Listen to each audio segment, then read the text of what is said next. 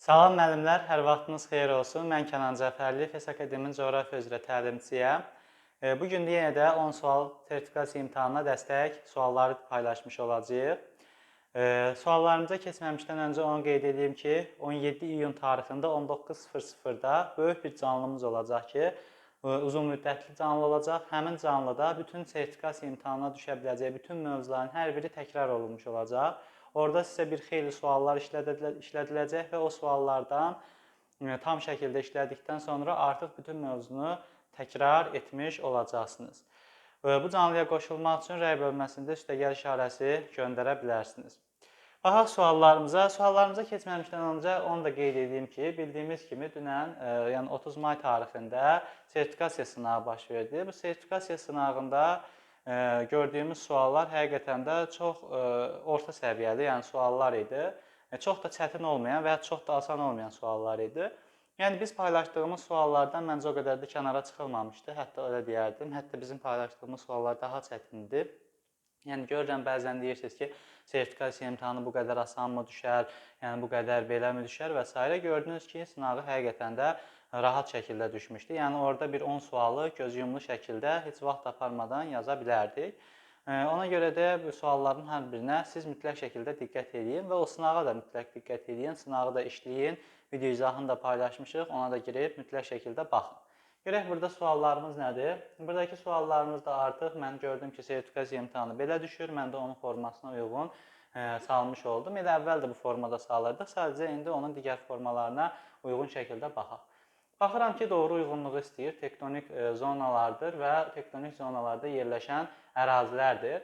Bilirsiniz ki, Azərbaycan ərazisi 5 tektonik zonaya bölünür ki, Böyük Qafqaz tektonik qalxması, Ön Qafqaz tektonik əyilməsi, Kürdağ-Araz çökəkliyi, Orta Araz əyilməsi və Kiçik Qafqaz tektonik qalxmasıdır. Böyük Qafqaz tektonik qalxmasına Qanı Xəritçay düzənliyi yazıb ki, bu yanlış fikirdir. Çünki Qanı Xəritçay düzənliyi Kürdağ-Araz çökəkliyinə aiddir. Ön Qafqaz tektonik əyilməsinə Gəyən düzü yazılıb. Bu da yanlış fikirdir. Çünki Gəyən düzü Kürdağ-Araz çökəkliyinə aiddir. Kürdağ-Araz çökəkliyinə Lənkəran ovalığı yazıb. Bu doğru fikirdir təbii ki. Çünki Lənkəran ovalı Kürdağ-Araz çökəkliyinə aiddir. Yazı yaylasını Orta Araz əyilməsinə yazıb. Yanlış fikirdir. Orta Araz əyilməsi Naxçıvan-Araz boyu düzənlikləridir. Kiçik Qafqaz tektonik qalxmasına Xocaşen silsiləsi yazıb. Xocaşen silsiləsi isə Kür-Araz tektonik zonasına aid olmuş olacaq. Burada doğru cavabımız 3-cüdür və 3-cüsü isə C variantındadır. Növbəti sualımıza diqqət edək. Növbəti sualımızda doğru fikirləri istəyir. Bir bütün meridianların uzunluqları bərabərdir. Düz deyir də, bütün meridianlarımız bərabərdir. Yəni biri digərindən böyük deyil, kiçik deyil. Yəni onlarda böyük-kiçik söhbəti yoxdur. Hamısının sözü bir yerdədir. Yəni baxın, bir doğrudur ona görə. Ekvatordan qütblərə doğru paralellərin öz ox ətrafında fırlanma sürəti artmaz, azalar. Yadınızda saxlayın. Baxın, gəlin fırlanma sürətinə diqqət edin. Mən tutaq ki, hər hansı bir paralelin öz ox ətrafında fırlanma sürətini təyin etmiş oluram. Mən yazıram, həmişə yadınızda saxlayın. 1 dərəcəlik paralel qövsünün uzunluğunu vururuq 15 dərəcəyə. Tutaq ki, 40 dərəcə enlikdir. 40 dərəcə enlikdə 1 dərəcəlik qövsünün uzunluğu nə qədər? 85,4 kilometrdir. Bəs yaxşı, müəllim, niyə 15-ə vurdunuz? Niyə vurdum? Gəlin onu deyək. Çünki biz bilirik ki, yer kürəsi 1 saatda 15 dərəcə dövr edir və biz həmişə fırlanma sürətini saata görə təyin etmirik. Saata görə təyin edirik də. Ona görə mən 1 saata 15 dərəcədirsə, 15 dərəcəni 85,4-ə vuraraq, yəni 1 dərəcəlik qövsünün uzunluğuna vuraraq 1 saatı tapmış olacağım ki, o deyəcək 1281 km bölünmüş saat sürətlə. Baxın, ekvatordan qütblərə doğru getdikcə həm paralel çevrələrin uzunluqları azalır, həm paralellərin 1 dərəcəlik qövsünün uzunluğu azalır, həm onların sürəti azalmış olacaq. Yəni bunların hər birinə diqqət edin. 2 ona görə yanlışdır, artmaz, azalar. Bütün proyeksiyalarda ekvator boyu ərazilərdə təhrif 0-a bərabər. Yox, niyə? Yəni onun nədiyyatı var ki, yəni proyeksiyada, tutaq ki, silindrik proyeksiyada ekvator boyu ərazilərdə təhrif 0-dır. Amma konus proyeksiyası deyir ki, mənim ekvatorda nə işim var? Yəni mənim işim hardadır? 47-62-dədir. Ona görə yanlış fikirdir. Konus proyeksiyasında Azərbaycan xəritələrdə tərtib oluna bilər. Düz deyir də, oluna bilər. Yəni Azərbaycan xəritələri konus proyeksiyasında tərtib olunur. Doğru fikirdir. Moskva şəhəri Bakı şəhərindən şimal-qərb istiqamətində yerləşir. Düppədüz deyir, mən buna heç qarışa bilmərəm. Yəni özləri bilər, həqiqətən də Moskva şəhəri Bakı şəhərindən şimal-qərbdə yerləşir, doğrudur. Astara inzibati rayonu Bakı şəhərindən 0 dərəcə azımlıqda yerləşir. Da yox, bu elə ola bilməz. Yəni bunu heç rahat şəkildə bilirik ki, Astara Azərbaycandan, yəni Bakıda cənubdadır. Yanlış fikirdir. 1.4.5 doğru olmuş olacaq. Növbəti sualımıza diqqət edirəm. Növbəti sualımız saat qurşaqları ilə bağlıdır. Dünənləri saat qurşaq yerli vaxta aid bir neçə təkrar suallar var idi. Yəni mən gördüm ki, həqiqətən də coğrafiyanın ilkin anlayışlarına uyğun olaraq bir xeyli sual var idi. Əvvəllər yəni MİQ imtahanda o qədər də çox təşkil etmirdi, amma sertifikasiya sınağında mövcud oldu. Yəni ona görə də baxam, mən də saldım. 4-cü və 22-ci saat qurşaqlarının orta meridian arasında dərəcə fərqini istədim. Nəyə görə? Çünki orada yazmış 5-ci saat qurşağının orta meridian tap. Yəni mən də tapdım ki, orada 75 şərq uzunluğudur. İndi burada da nə edəcəm? 4-cü 22-ci saat qurşağının orta meridianları arasında dərəcə fərqini tapacağam. Nə edəcəm? 4-cü saat qurşağı şərq yarımkürəsində yerləşir də. Bilirsiniz, 1-dən 12-yə qədər şərq yarımkürəsində, 12-dən 24-ə qədər qərbdə. 4-ü vurdum 15-ə, 7-nə qədər 75 nə idi? Estağfurullah. 60 dərəcə şərq uzunluğu. Düzdür? 22-ci saat qurşağı qərb yarımkürəsindədir. 24-dən çıxdım. 22-ni 2-ni də vurdum nəyə? 15-ə 70 oldu. Nə qədər? 30 dərəcə. İndi biri qərb yarımkürəsindədir, biri də şərq yarımkürəsində. Nə edəcəm müəllimlər? Toplayacağam. Bilirəm dediniz toplayasınız, topladım, elədi 90 dərəcə. Çətin sualdır? Xeyr, məncə çətin deyil, rahatdır, orta səviyyəli, hətta asan sualdır. Gələnlər baxıram ki, bir nəfər kommentlərdə qeyd edib ki, bu nədir? Abituriyentlərin dil imtahanına belə bundan çətin düşür.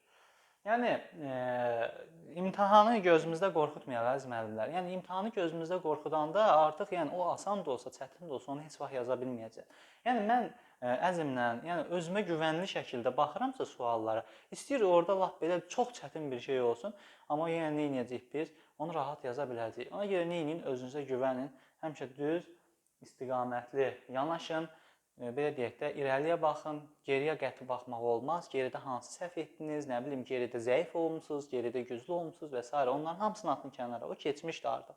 Yəni, keçmişlə yaşamırıq ki, gələcəklə də yaşamırıq. Yəni, hal-hazırki dövrlə yaşayırıq. Baxıram, materiklərdir. Avstraliya və Afrika materikinin sadəcə onların oxşar cəhətini istəyir. Eyler-Venn diaqramda bilirsiniz ki, bu oxşar cəhət təşkil etmiş olacaq. Bir bütövlükdə platformada yerləşir. Xeyr, Afrika materikində geosignal ərazilər var. Elə bir Atlas dağları, şimal-qərb hissəsində geosignaldır. Geosignalın 3-cü mərhələsinə aiddir. Yəni, hündür zirvəsi tub qaldır, 4165 metr hündürlüyü var. Ona görə yanlışdır. Amma Avstraliya həqiqətən də bütövlükdə platformada yerləşir. Ərazilərində 3 ölkə federativ inzibati ərazi quruluşuna malikdir. Avstraliya bir ölkədən ibarətdir. Yəni, burada 3 ölkə niyə olsun? Yanlış fikirdir. Ərazilərində paleozoy yaşlı dağlar mövcuddur. Bəli, Afrikada Kapejdaha dağları, Avstraliyada isə Böyük Suarez dağları, paleozoy yaşlı suxurlar, dağlar təşkil etmiş olacaq. Dünənki imtahanda da düşmüşdür, bəli, paleozoy yaşlı dağlar. Ərazilərində geosignalın 3-cü mərhələsində yerləşən dağlar var.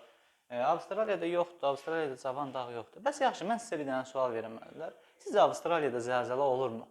Yəni, bunu rəy bölməsində mənə qeyd edərsiniz, görüm, həqiqətən siz necə düşünürsünüz? Avstraliya bölgəsində, ölkəsində, materikində zəlzələ müşahidə olunurmu və yaxud oluna bilərmi? Amma platformadır. Yəni, bunu bir dənə deyərsiniz rəy bölməsində görək nə cavab vermiş olacaqsınız. Ən hündür nöqtəsi qar xəttindən yüksəkdə yerləşir. Bəli, o Afrikaya aiddir, amma Avstraliyada yerləşmir. Bir də onu rəy bölməsində qeyd edərsiniz. Yəni, zəlzələ olursa niyə olur? Yəni, bunu mütləq şəkildə hər birinizdən gözləyəcəm cavabı. Görüm kim nə yazacaq. Baxın, rəy bölməsinə yazmasınız, bir də sizə sual verməyəcəm. Küsəcəm, inciyəcəm, ondan sonra küsüyor. Mən bu qədər sual izah edirəm, amma mən sizdən nə istəyirəm? Niyə? Edin də, mən də bilmirəm. Görüm, sizdən istəyirəm, görüm, həqiqətən Avstraliyada bir şey olurmu? Olmur. Ağdam Sənaye Parkı hansı iqtisadi rayonda yerləşir? Ağdam, adından məlumdur. Hara olacaq? Qarabağ iqtisadi rayonunda yerləşmiş olacaq. D variantı doğru cavabımızdır. Rahat, sadə, çətin olmayan bir sualdır. Sadəcə bilməliyik ki, Ağdam Sənaye Parkı haradadır? Yəni, onu yazmaq olardı. Baxıram ki, digər sualımızda deyir, xəritə sxemində hansı faydalı qazıntının daşınma istiqaməti göstərilmişdir? Görəsən, hansıdır? Hansı olar sizcə? Təbii ki, neftdir. Görürsünüzmü? ABŞ idxal elədi. Neynədir bura? Cənub-Qərbi Asiya böyük bir hissəsini ixrac elədi. Yaponiya aldı, Qərbi Avropa aldı. Rusiya da Qərbi Sibir ovalığından ixrac olundu. Nədir? Neftdir təbii ki. Dünən nə düşmüşdü? Kömür düşmüşdü. Kömür yeganədir ki, ABŞ həm onu idxal edir, həm də ixrac edir. ABŞ bilirsiniz də, belə deyək də, bu ölkə elə bir ölkədir ki, hər şeyi saxlayır özündə. Yəni, özünkiləri istifadə eləmir. Ancaq kənar, deyir, mənim pulum var, məsələn də, nə vaxtsa tükənəndə dünyada, mən başlayacağam ixrac eləməyə. Başa düşdünüzmü necə? Baxın, 1903-cü illərdə dünyada böyük bir böhran baş verdi. Bu böhranda ABŞ çökmədi. Yəni ABŞ-da bir problem yaranmadı. Səbəb nə idi? Çünki hər kəsə borc vermişdi. Yəni bu ölkə bütün maliyyə işlərini həyata keçirirdi. Yəni tarixi oxuyursunuzsa, tarix oxumusunuzsa bunu bilməlisiniz. Bilirsiniz. Bilməlisiniz yox, bilə bilərsiniz. Yəni bu ABŞ həmişə belə olub, belə də olmuş olacaq. Azərbaycan dağ yarımsəhralarının düzənlik yarımsəhralarından fərqləndirən əlamətlər nə ola bilər görəsən? İqlim tipi dendasiyanın zəif inkişafı yanlışdır. Ümumiyyətlə dendasiya hər ikisində zəif inkişaf eləmir, güclü inkişaf edir. Ha, yanlışdır. İqlim tipi də yarımsəhradır. Torpaq örtüyü eroziyanın zəif olması eyni şeydir. Hər ikisində var, eroziya da zəif deyil. Mütləq yüksəklik bitkilərin növ tərkibi ola bilər. Bəli, düzənlik bitkiləri ilə dağlıq bitkilər fərqli olmalıdır təbii ki. Amma mütləq hündürlükdə. Təbii ki, məsələn, düzənlik yarımsəhrası deyiriksə, bu 200 metrə qədər olan ərazilərdə, dağ yarımsəhrası deyiriksə, hündürdə olan ərazilər olmuş olacaq. C variantı doğru fikirdir, fərqləndirən əlamətdir. Torpaq örtüyü yağıntıların az olması, hər ikisində yağıntı azdır. Yanlış fikirdir. Yağıntıların miqdarının azlığı yenə də hər ikisində yağıntı azdır. Olmuş olacaq.